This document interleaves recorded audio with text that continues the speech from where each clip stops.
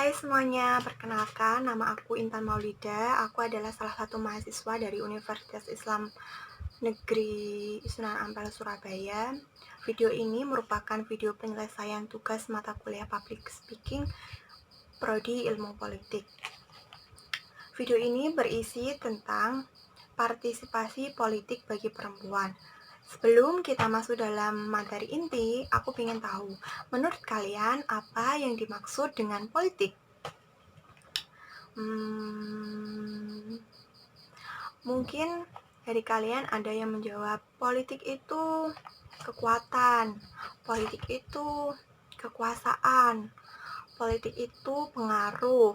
Terus ada lagi yang jawab politik itu milu, politik itu partai politik.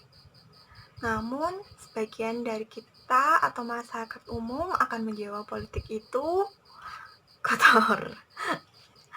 Namun, dalam melakukan kegiatan politik, ada satu hal yang paling penting yang disebut sebagai partisipasi. Partisipasi bisa diartikan sebagai keikutsertaan warga negara dalam kegiatan politik, misalnya dalam proses pembuatan kebijakan, dalam proses pemilu, dan lain-lainnya. Dalam terminologi sosiologi politik diartikan semakin banyak warga negara yang berpartisipasi dalam kegiatan politik menunjukkan bahwa pendidikan politik di masyarakat tersebut telah berhasil. Selain itu merupakan salah satu indikator yang baik tentang negara demokrasi.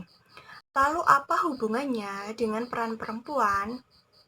Jika kita melihat dari segi jumlah penduduk di Indonesia, khususnya pada sensus tahun 2020 menunjukkan bahwa jumlah penduduk di Indonesia bisa saat ini mencapai angka 269,6 juta jiwa dengan jumlah penduduk laki-laki sebesar 135,34 jiwa dan perempuan 134,27 jiwa.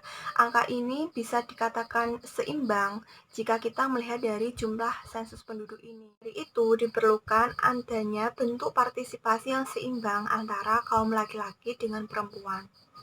Ternyata di Indonesia sendiri sudah dibentuk undang-undang yang memberikan kesempatan kepada perempuan untuk ikut aktif dalam kegiatan politik, khususnya di dalam parlemen, yaitu Undang-Undang Nomor 2 Tahun 2003 tentang DPR, DPD, dan DPRD, yaitu yang dikenal sebagai affirmative action atau tindakan khusus sementara yang digunakan untuk memberikan kesempatan kepada perempuan, yaitu sebesar kuota minimal 30% di dalam parlemen.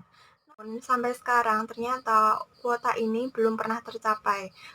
Jika kita melihat dari pemilu tahun 2004, peran perempuan di dalam parlemen itu hanya sebesar 11,8%, kemudian meningkat pada tahun 2009 sebesar 17,86%, kemudian dilanjut pada pemilu tahun 2014 ini mengalami penurunan sebesar 17,32%, dan terakhir pada pemilu tahun 2019 ini akhirnya meningkat namun hanya di angka 20,87%.